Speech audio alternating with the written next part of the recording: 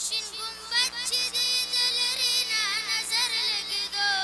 زړګیه وایه مرهم څنګه په مرهم لګېدو زړګیه وایه مرهم څنګه په مرهم لګېدو ونازولي دوه یاران د محبوبه سره ونازولي دوه یاران د محبوبه سره ونازولي دوه یاران د محبوبه سره او نظر د مینې په صدیق ابو عمر لګېدو زړګیه وایه مرهم څنګه په مرهم لګېدو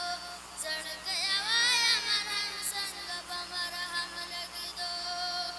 او نظر د مینې په صدیق ابو عمر لګېدو